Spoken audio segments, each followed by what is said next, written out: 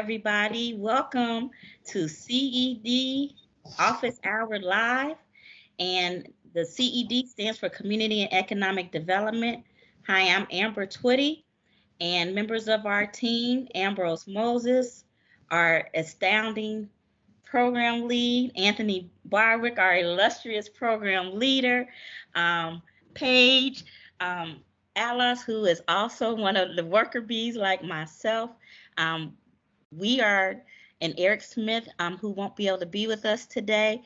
We are here to bring information to you and talk about the good things that the Community and Economic Development team at Central State University Extension is implementing throughout the state of Ohio. Today, I will serve as your host for today. And we have the Winton Hills Historical Society, Mr. Marvin Hawkins from that group, who also run 1-4 Farms located in Cincinnati, Ohio, in Hamilton County, the southwest part of Ohio. And we will be talking about urban farming and the impacts on the local economies today and some of the good things that they are doing to make change here in Cincinnati. And before we get started, I always like to talk about community and economic development in general. And it's really, oh, there's Eric on our team. Glad you're able to join us. It's really about us engaging with the community to address, solve, and or just make things better for the quality of life, whether it's an organization, a municipality, and individuals. So we have some signature programming, but in addition to our signature programming, we have the ability to work with communities and groups to create programs specific to their area of expertise. And I asked Marvin and basically the members of the Winton Hills Historical Society to join us today to talk about those things, because actually we are working with them presently. So this is in real time, and we're in the beginning stages of enacting change in the city of Cincinnati. So I want to give you some facts about just about agriculture in the state of Ohio. So on the employment side, there's 1 in 8 Ohioans who are in the agricultural field in Ohio. That represents about 12.5% of the jobs that are available in the state of Ohio. And that's according to the Ohio Department of Agriculture. And that 12% generates over $7 billion worth of products. Mainly, there's oats, hay, wheat, corn, soybean, and even pumpkins. There's over 1 million pumpkins that are produced in Ohio every year. So we agriculture is a real live living thing that impacts everyone. Some of the immediate effects of urban farming, which we're going to focus on today, that aspect of farming, is that it promotes shopping local. That shop local, support local business, so it directly impacts your economy. It reduces transportation costs because it's a shorter distance between the restaurants, you as an individual, for your families, and the farm. It helps the environment because it reduces runoff, so you don't have as much erosion going on.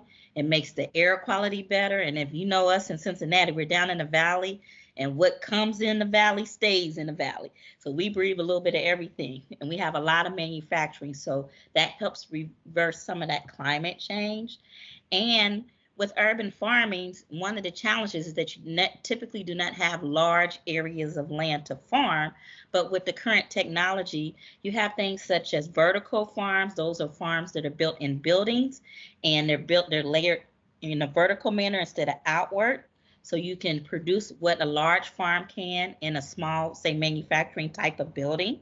You also have what's called hydroponic greenhouses, and those are ways to farm without using any soil at all. That's amazing. And it's still healthy for the environment. And then you have the aquaponic facilities, and that's an integrated system of fish, and plants to grow food in large scale for that community. So those are just some of the things that I thought was interesting. And currently there are over 77,800 farms in Ohio, but the BIPOC community, which stands for Blacks, Indigenous people, and people of color, only represent less than 1% of those farms currently in Ohio. So the work that the Winton Hills Historical Society is doing with their 144 farms is very critical to reducing some of those negative trends. It also helps to eliminate food deserts because it's bringing access to food. But another thing that we'll learn a little bit from Marvin is how not only that, they have a cultural twist to the things that they're doing. So they're teaching kids at all different levels, teaching families and community members, not just one way of teaching, but incorporating in a comprehensive, holistic manner to deal with the development of the whole person. So at this point, I'd like to turn it over to Marvin. Marvin, welcome for joining us. And we look forward to you giving us the interesting history, because there's a lot of good history in the Winton Hills Historical Society, and specifically the 144 Farms. And then we'll segue that into how we are going to, some of the things we're working on now with you guys, as well as what are some of your plans for the future. So Marvin, I'm going to turn it over to you because, you know, you're not shy, so you can start with history. Well, thank you, Miss Amber. I appreciate it. Esteemed colleagues, thank you for your time and having us present on the show today.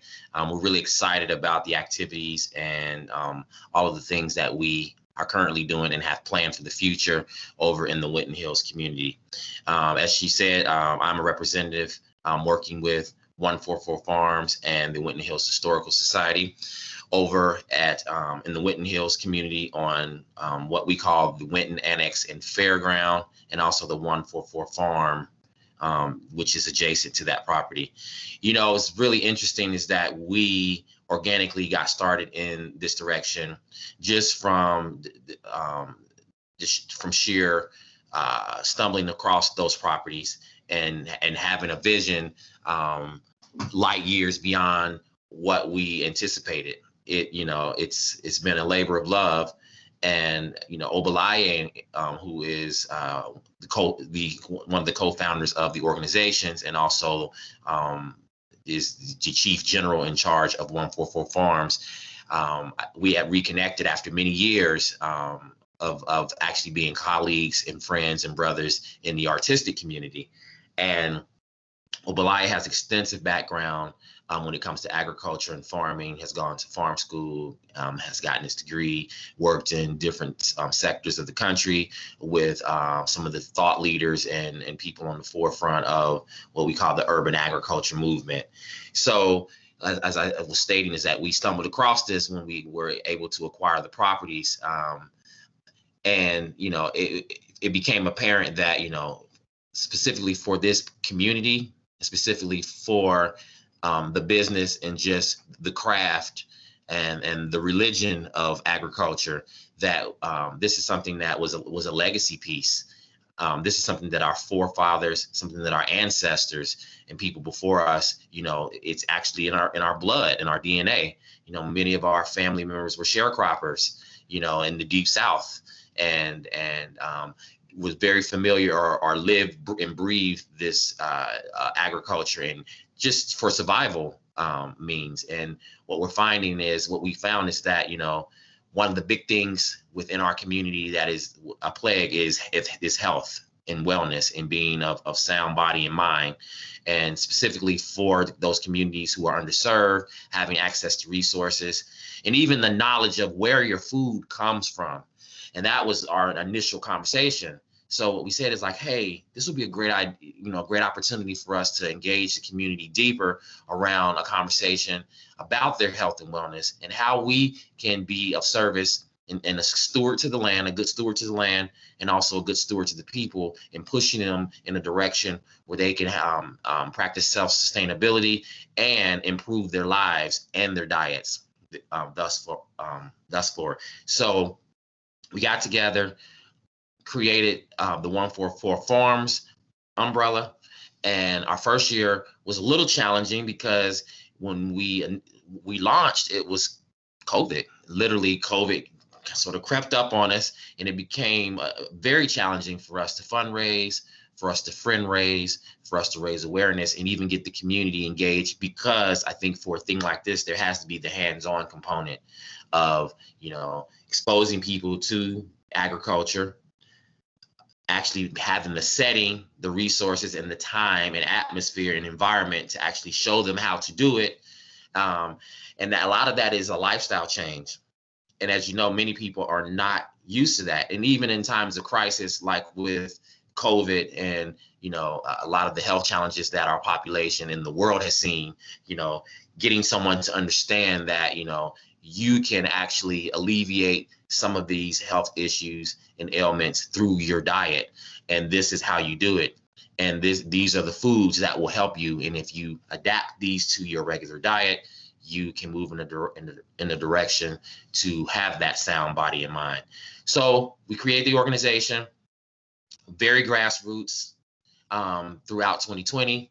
We're doing a lot of off-the-cuff fundraisers, really getting our hands into the community, telling people this is our wish list, this is where we want to be, this is where we're starting, and just also meeting people where they are, not trying to be pushy, but trying to introduce it in a way that was palatable for people to be able to digest, no pun intended, and to be able to learn a lot from the resources that we were able to garner. Thank you, Jesus, that we were able to reconnect with Ms. Twitty and found out about Central State Extension, because it added a whole different layer to our plans and what we hope to accomplish.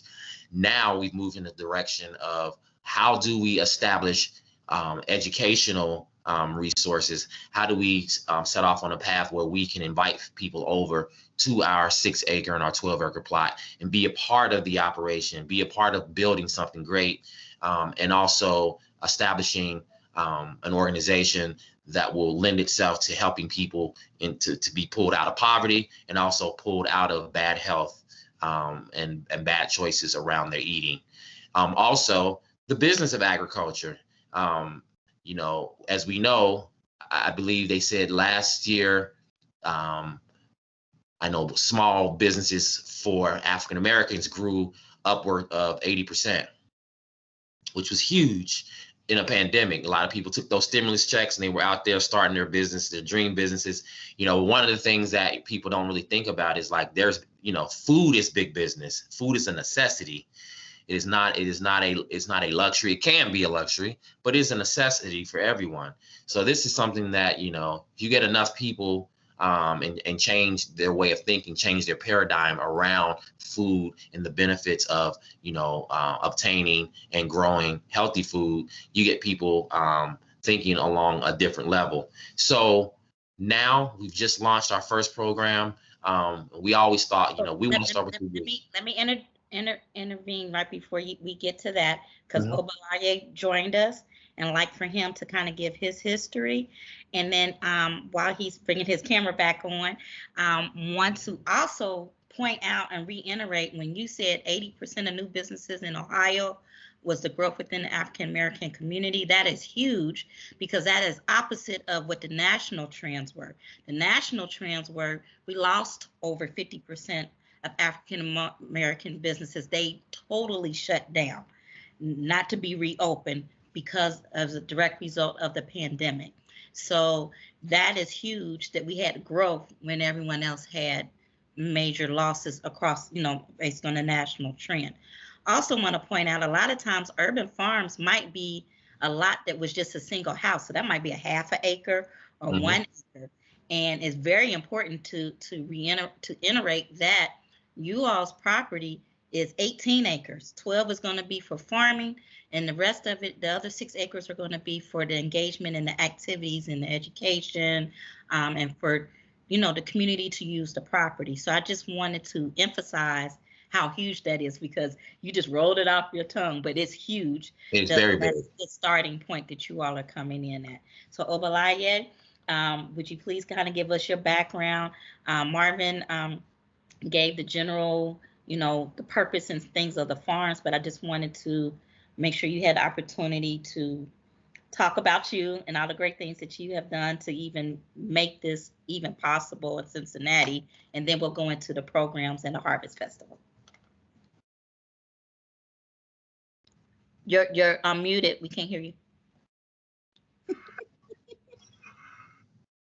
Thank you. Sorry about that. Thank you very much. This is a Microsoft platform. I'm a Mac user, so I was just struggling trying to even get on. I was like, oh my goodness. But thank you for having us, and I'm very, very honored just to have an opportunity to share this vision with the community, people in Cincinnati and around the country. I was born and raised here in the Winton Hills community. I lived in Finlater Gardens. So I literally drove past these farms all my life and have never stepped foot on these properties. After I left Cincinnati, I learned how to grow food in Washington State and expand my learning to Arizona and California, and went to school at North Carolina State University and graduated from their farm program. And the one thing I liked about their farm program is that in order to get into it, number one, you had to have property that you plan to grow on. And then once you got into the program, you couldn't graduate unless you had a viable plan. And so when I came here to Cincinnati, back home, I had been living away. My wife and I were in Oklahoma at the time where this opportunity opened for us. And we were wanting to be on a farm and saw this land in the neighborhood I was born and raised in. I thought for sure that was a message from God. I was like, oh, the clouds are opening up, because the reason I learned how to grow food was because everybody in my family, all of my friends have food-related illnesses, all of us. And it's just ridiculous for us to come from a farming history and have nothing to do with farming. Just our grandparents were farmers, you know what I mean? And a lot of our parents had gardens. So now, after going through school and coming out with a plan and finding this space here on Winton Road, I really feel like right now, because of where things are, we have a great opportunity. People are really listening because they are concerned about food shortages. They're concerned about business and making money. And absolutely, people are very concerned about their health. Well, a lot of people don't believe that people in communities like mine are not regarding our health. It's just things have been made so convenient to us that we have a habit of that convenience. And it's not just in our community, but particularly the community I'm in, convenience matter. So we don't only want to set up a farm program here for everybody to learn, grow, and have access to good, healthy food. We want to make it as convenient as possible. And this is one of the first chances that I feel like this community has to access to these farms. Unfortunately, I haven't seen the access from the other farmers in the past. I know that there's an effort that's being made today, and that's awesome. But a lot of people, due to the disenfranchisement of my community, are not even comfortable working with others and working with other communities. So one of our advantages is that I'm an insider. I'm from here, so people are absolutely comfortable feeling good about what we're doing and having a belief that it's not just so that I can get some money or I can get my numbers, or they know that I care because I was born and raised here. And when I grew up here in the 70s, this was an amazing community. We didn't think we were poor. I had to really, when we got to Aiken, when they integrated the schools and took the kids from Winton Terrace and made us go to Aiken, then I went, we're not rich? Oh my goodness, I thought we were rich. I didn't know that we were not rich. But I got to Aiken and found out that these kids come from families with money. So we in this community are ready for change. We're starving for change, no pun intended. But we have the food plan here and the food program here. We want to make it fun and digestible, Marvin. We want to have a good time in this community because farming is fun. It's been told by many of us, too many of us, that it's laborious and like slavery. It is certainly not today with the technology we have and the connections with the extension programs and other programs like that. We can make this program fun, entertaining, exciting, and working with Marvin. I mean, it's been, just a whole lot of fun with the things that we just been presenting to the community. So anything else I could add, I'd be happy to add, but that's pretty where we are right now today. Just looking forward to engaging the community and getting all the assistance we can to make that happen. So Marvin and I connected a few months ago, back in July, late July, Yeah. and we've been meeting regularly since. And one of the first kind of business strategies, because on the CED team, we work with business development, right? Whether it's an organization, an individual entrepreneur, or typical corporation. And so one of the first strategies was, how can we get more people knowledgeable of the space and starting to get comfortable using the space? When you drive past the space, it's a lower lot in the hill, and then you see a building, so you don't think it goes back as far as it does. I've been driving past there all my life. It's a major city thoroughfare. It's a major road in Cincinnati, and you would never think all of that was there. So I was like, oh, what a gem. And so we've been working with how that was our initial strategy. And in doing so, we connected them with the other teams at Central State University Extension, and also are working with them to plan their Harvest Festival event, which will be happening in a few weeks. Dang, time flies when you're having fun. We'll start in a few weeks. And we've been helping with participating in their market, their weekly market, to where people can come up and get free food, but they want to make sure not only that you have free access to free food, but you also know about the different resources there. So we are a resource during that time every week. And for instance, the Food and Consumer Sciences team at Central State University Extension, they have started some nutrition education programming with the youth. And that is going well. That started a couple weeks ago. And we're continuing to work with building up a comprehensive business development planning. So I'll turn it back over to Marvin so that he can talk about how in Obalaya, how the class is coming along, because like I said, this is in real time. The program will end in about a month, but it started a couple weeks ago. So how's the class coming, and what are your reflections on Central State Extension as a whole? Obalaya, I think I'll leave it to you, since You've been very pivotal in the execution of the classes. Okay, the classes have been awesome. It just really has. I knew it would be, though. This community, because we're disenfranchised, we can't wait for something to happen. We start, like I said, we are literally looking for something to happen. And oftentimes people bring programs here and they're not successful because they're not authentic. They're not really about us. And right now, I think people seeing this is really about us and our health. And we know it's that crunch time. So the kids have been really engaged and growing. Just the conversation has been amazing, just to hear it. Because oftentimes you say, where do you get food from? And kids be like, the store, Restaurant. Right. Right now we building with some kids that's like the farm. And I'm like, yeah. So they understanding that it's something happening with that soil. So we're just engaging them and letting them see. Right now we're growing the crops that turn around the quickest, just as an example of how fast food can grow. And we're going to also do that with some flowers. We're trying to source some flower seeds that turn around really fast, because we need to start dealing with flowers again and beautification. We've been separated from flowers and stuff. We used to always have a flower on your shirt or your lapel or something. Yeah, your suit. Yeah, man. Back in the day, that was real. Now today we don't see that a whole lot. Yeah, man. So we want to get back to that. We want to get back to that, to where we're dealing with flowers and even the positive uses of flowers, because we have a lot of edible flowers and things like that. So The kids have been very actively engaged, and Mr. Keys have them exercising, which I didn't think that was part of it, but he been getting down with them too.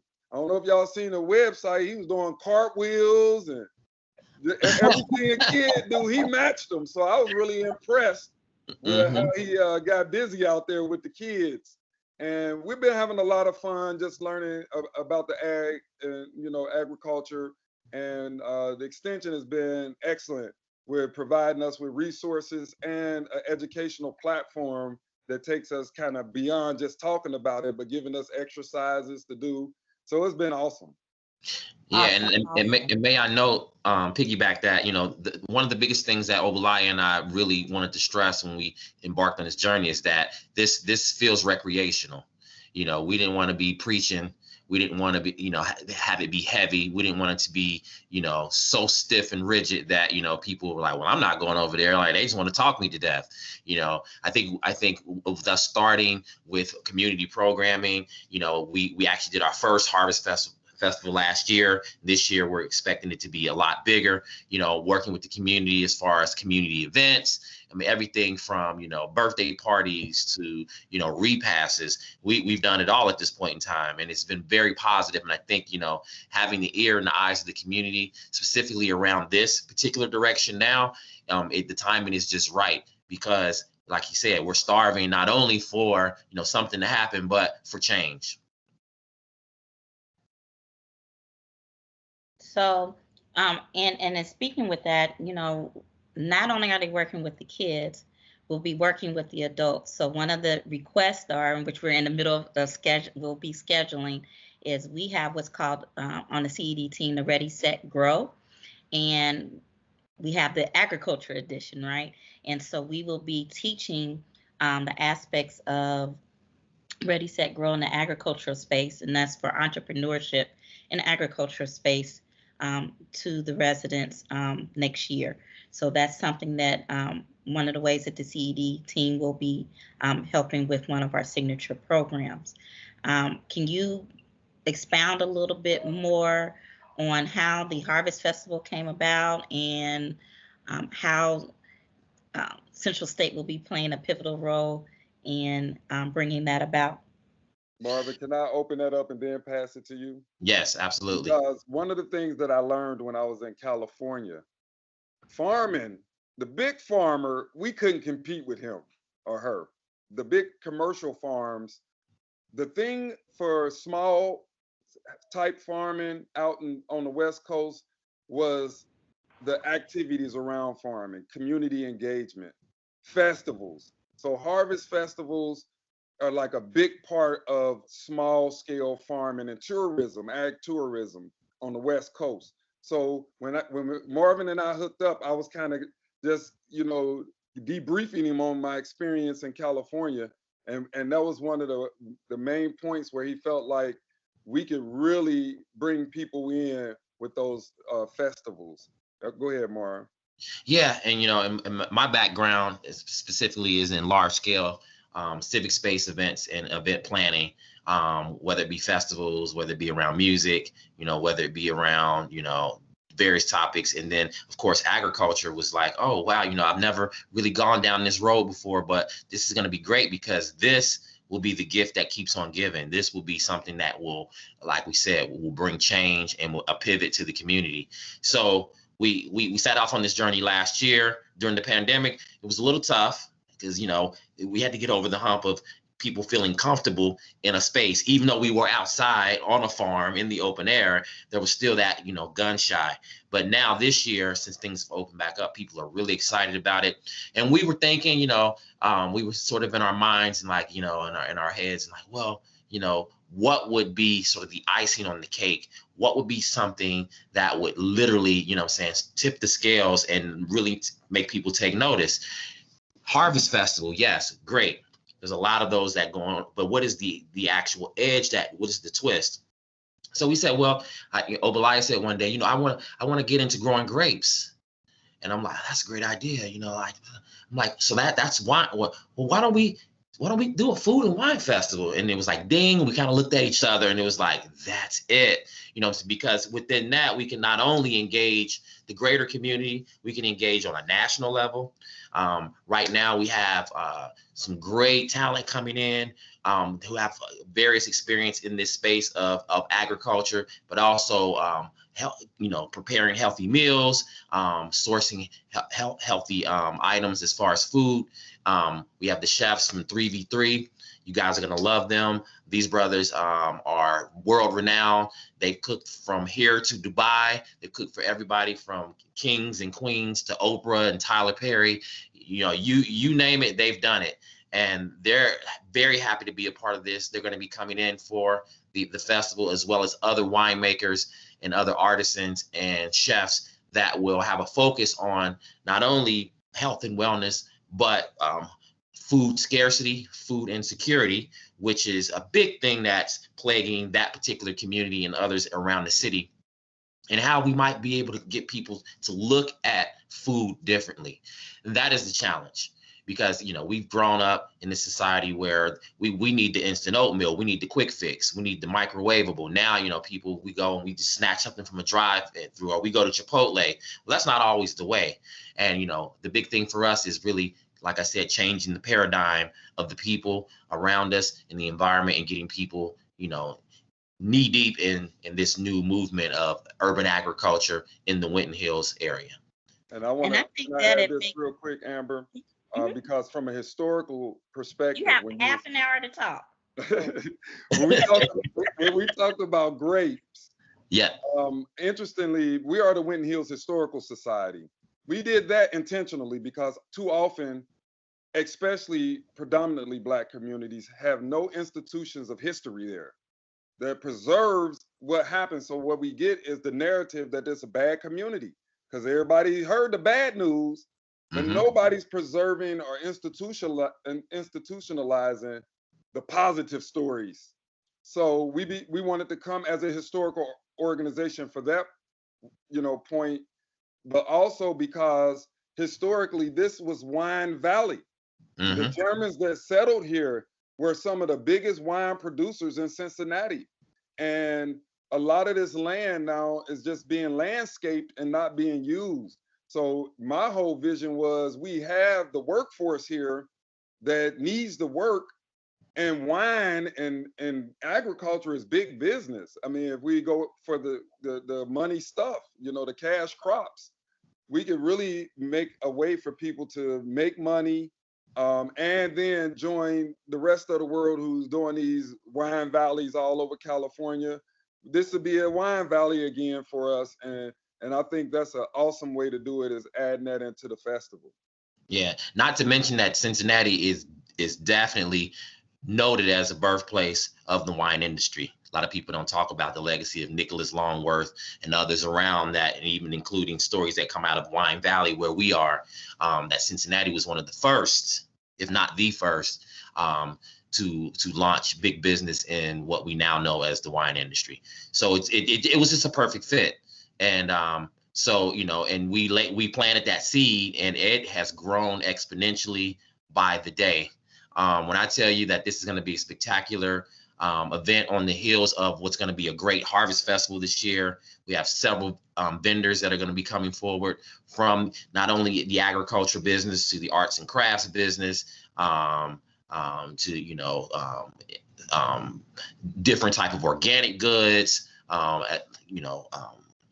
the organic farmers, just so much.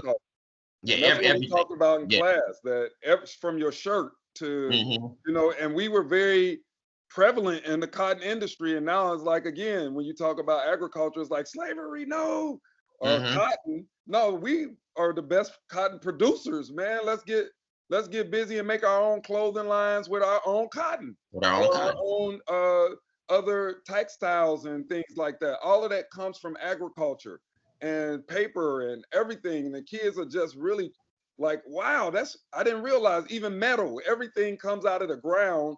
So once we understand what agriculture is to a society, I think we should definitely want to get involved in it and make our mark in that industry once again.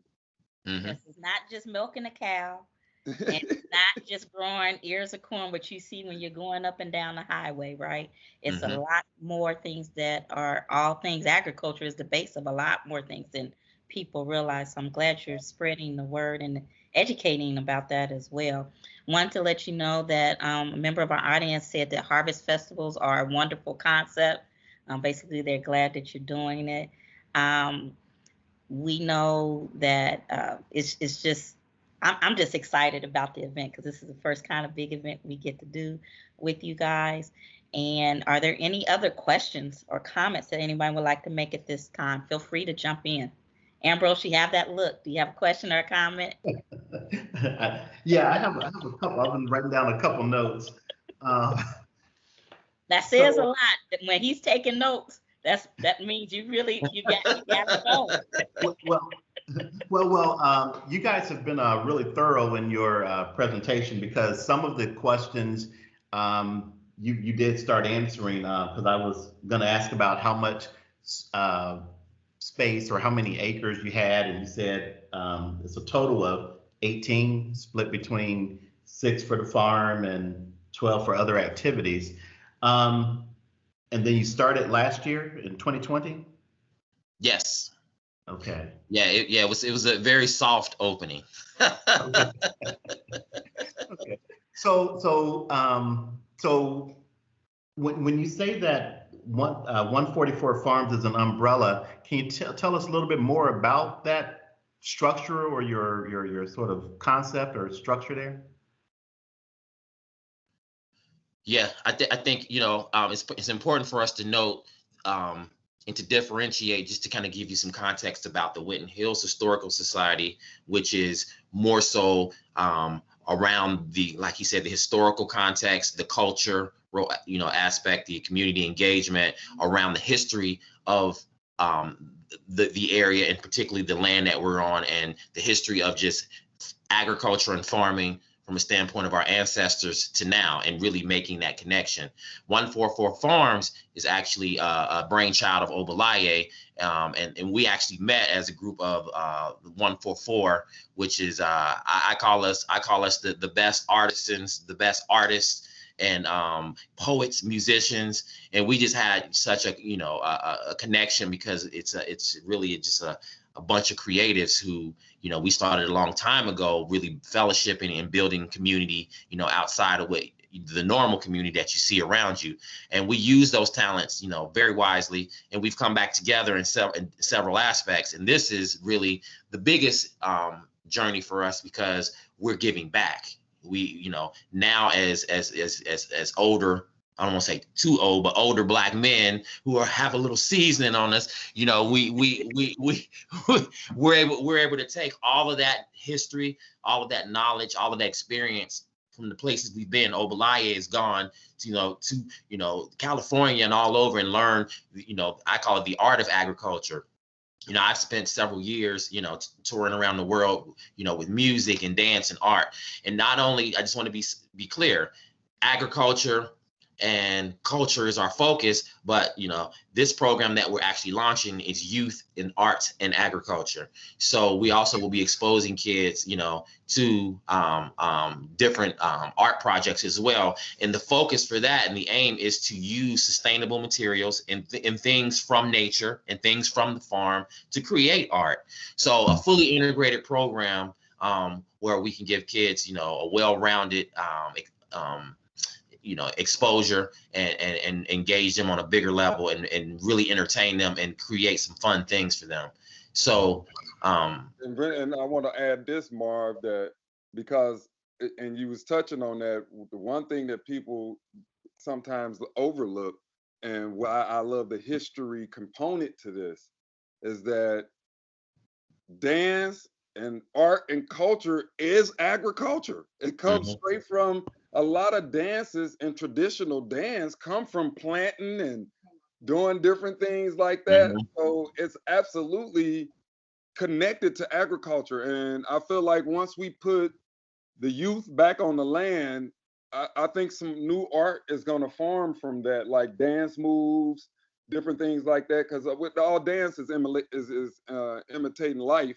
So once we want to see what that look like, you know, some of these new dance, because these dance moves they doing today. Yeah,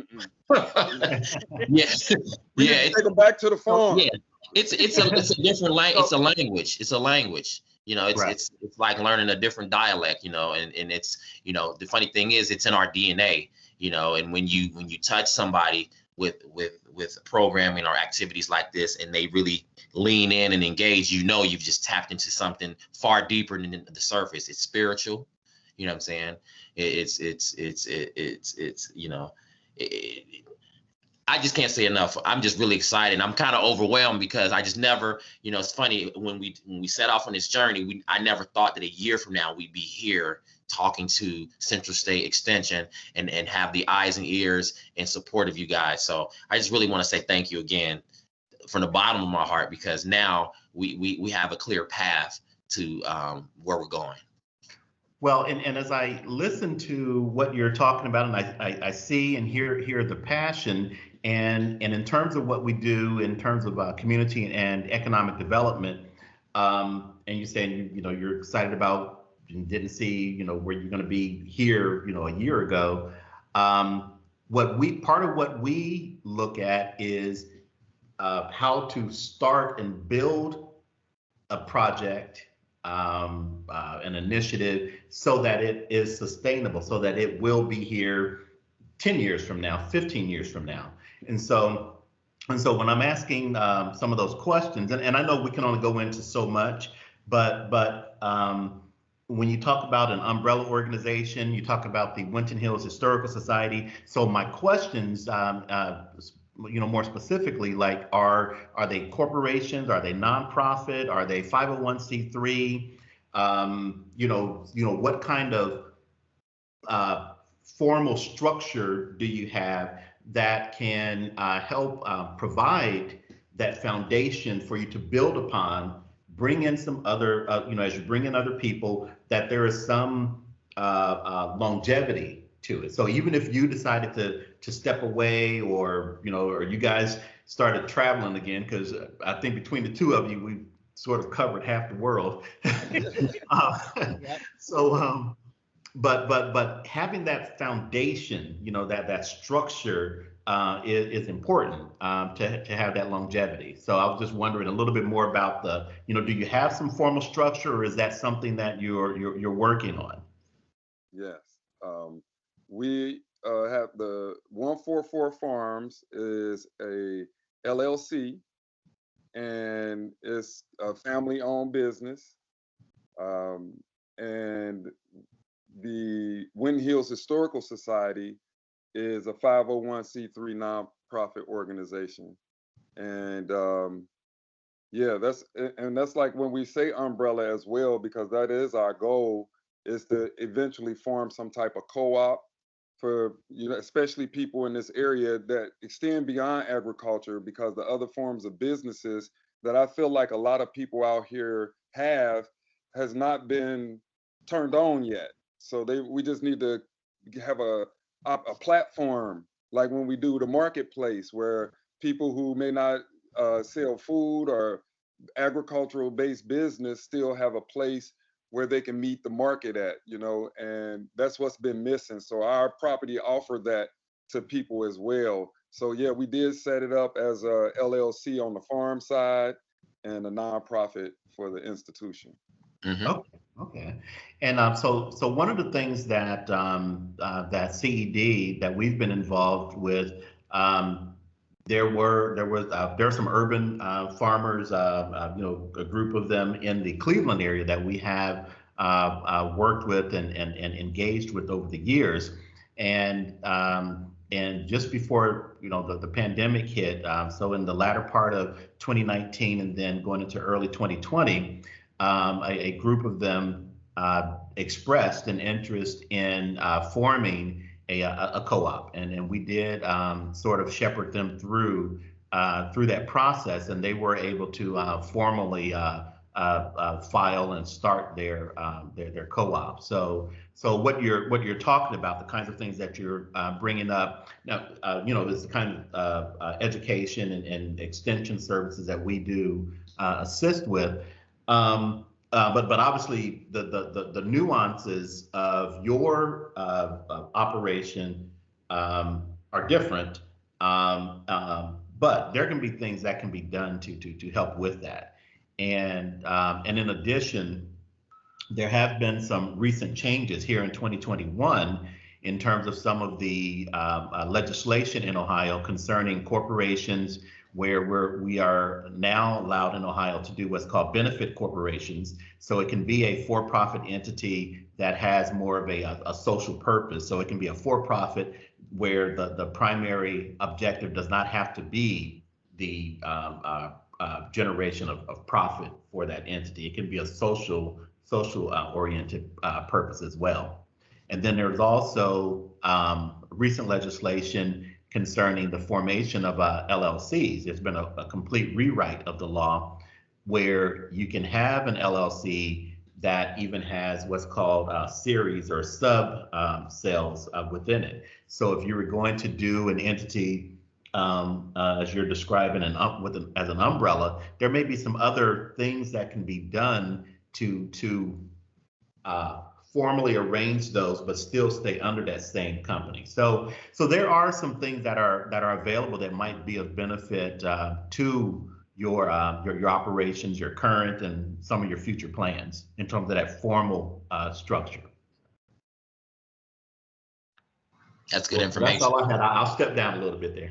That's great information. We still have time, but while you're thinking of your next question, Ambrose, just want to point out another comment from the audience that she says that I celebrate your passion and want to thank you for being innovation champions to engage the next generation. So I think that's an ultimate compliment to you guys and all the work that you all are doing.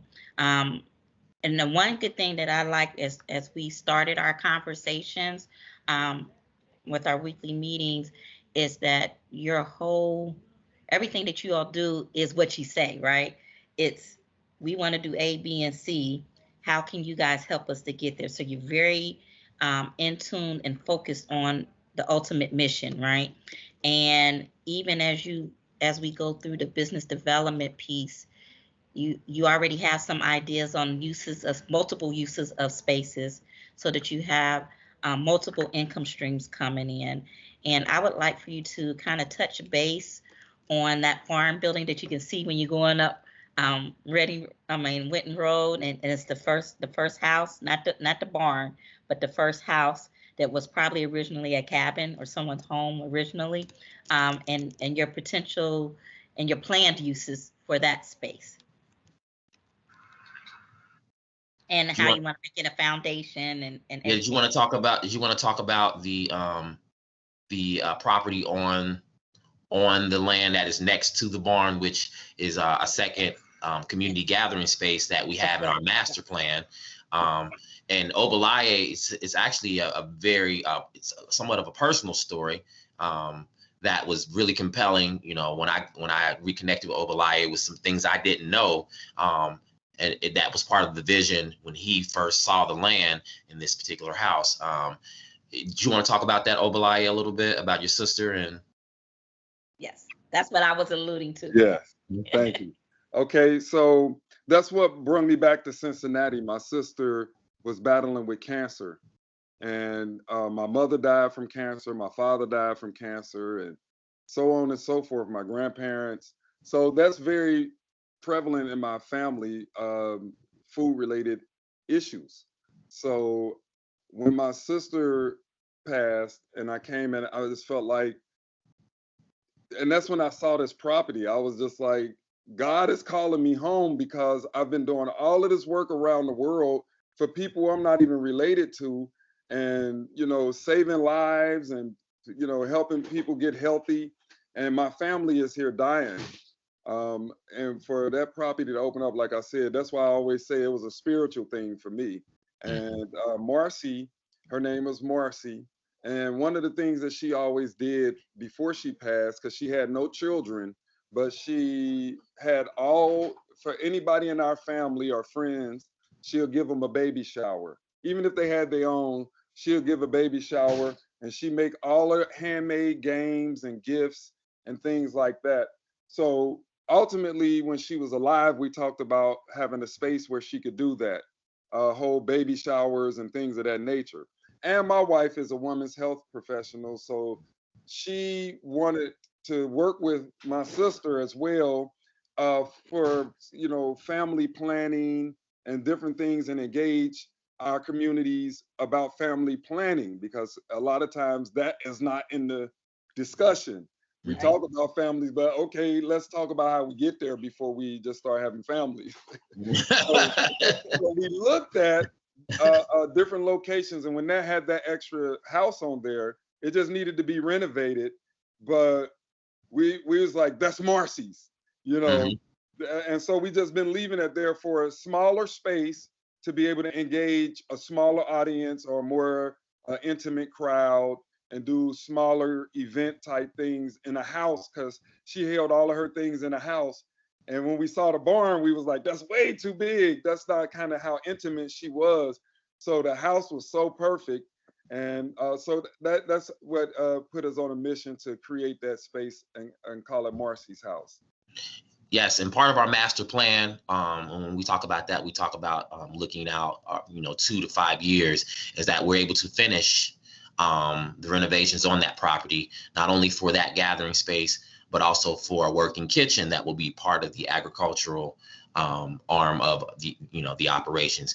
But more importantly, too, for Marcy Space, when Obalai sort of explained that part of the vision, it became apparent to me that this was a much needed thing for the neighborhood as well, because I have a strong belief that in the village, the women are really responsible for building the community. If you bring the women up and support them, so they're able to build the community, they will take care of not only the children but the men as well. And in a lot of cultures, especially indigenous cultures, the women are the center of the culture. In African cultures, a lot of times that traditionally, they don't talk about this, but the woman is the center of the culture.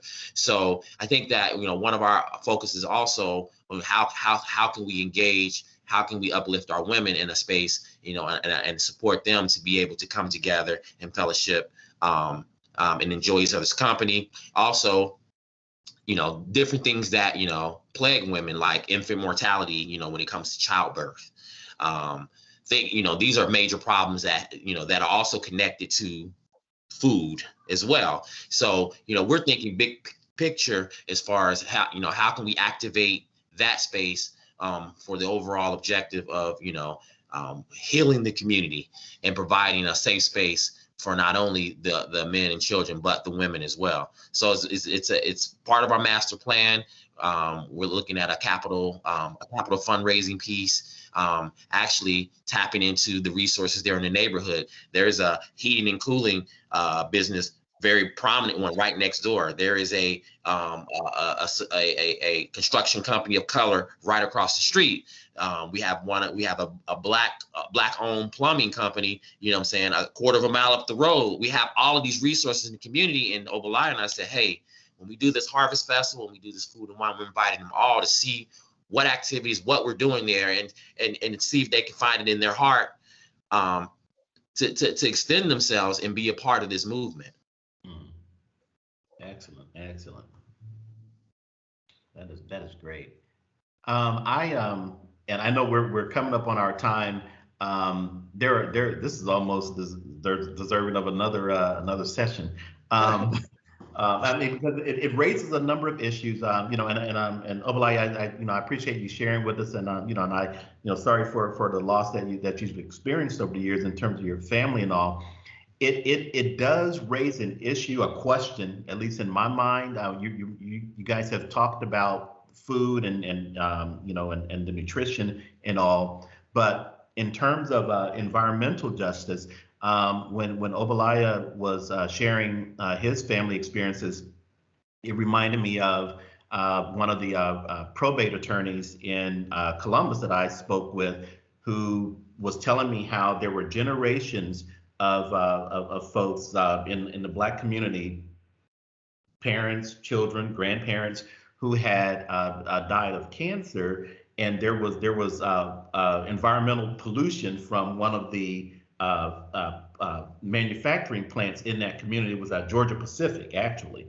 And so as you're relating that to me, it just brings up that as a question. And I just wonder, in that area of Cincinnati, are there factories and plants Absolutely. and Yeah, and growing up here, of course, we thought it's all their fault. As an adult, I sit on the Citizens Advisory Panel. That's the Homeland Security, the Environmental Protection Agency, and the biggest pollutant factories in our neighborhood. We sit at the table and they report to us if there was any leaks or spills or anything like that. And one of the things that I really enjoyed is learning the science about what the pollutants here. Because again, of course, many years ago, you couldn't even use Mill Creek.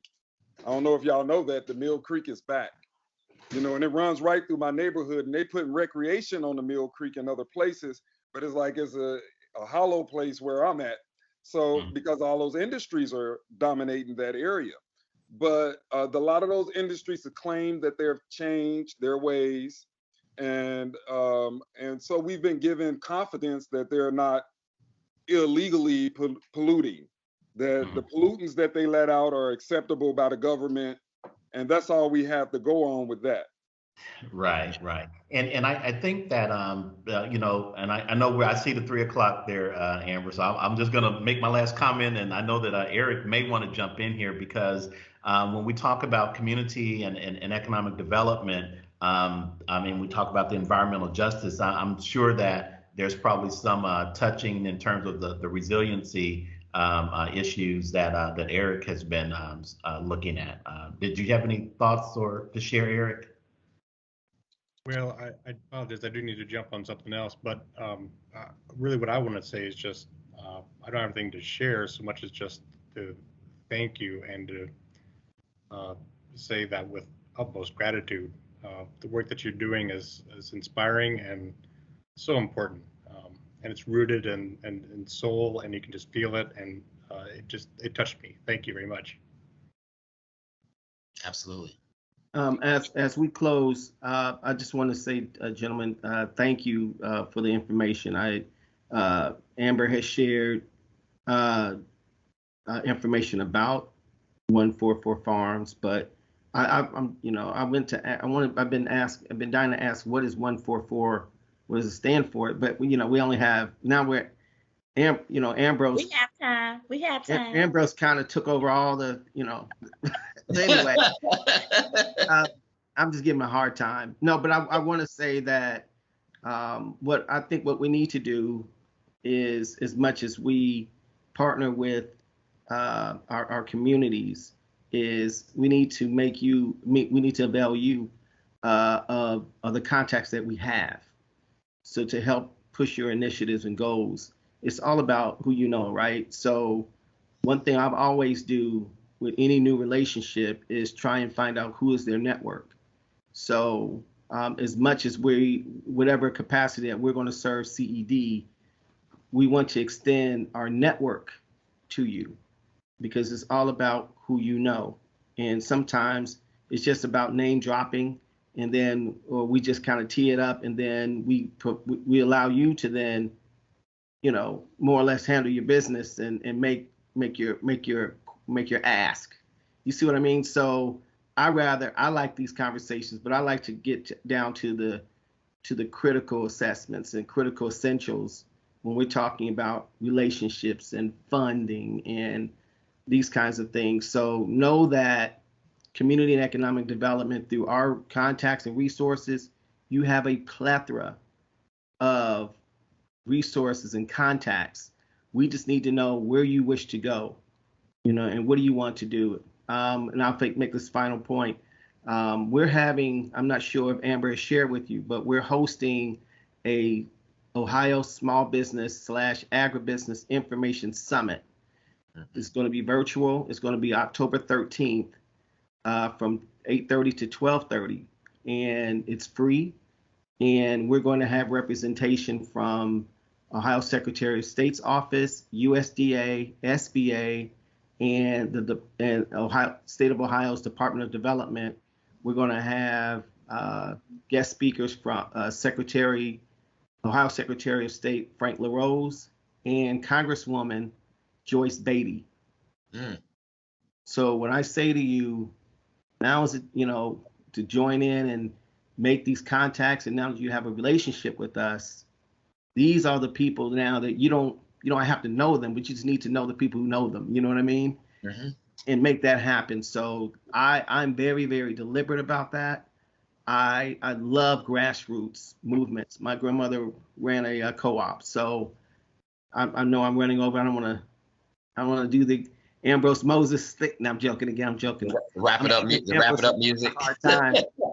but please, please, please get with us so we can talk real straight talk about maybe some people that you need to contact, and then we could kind of tee that up for you, and then make our network your network. Thank you very much.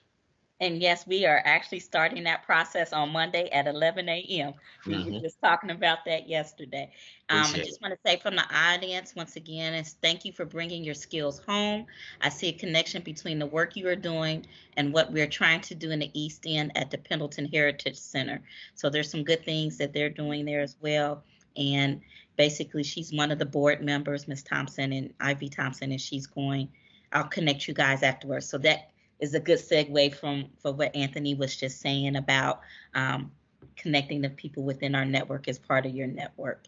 If people want to get a hold of you guys directly, I would like to put it in a chat. Can you give me what would be the best way to get a hold of you guys? The website, they can go to the website. Obelaya, did you want to do the honors? Yes, you can go to WintonHillsHistory.org, and that's the Historical Society's web page. And for the farm, it's global144k.com.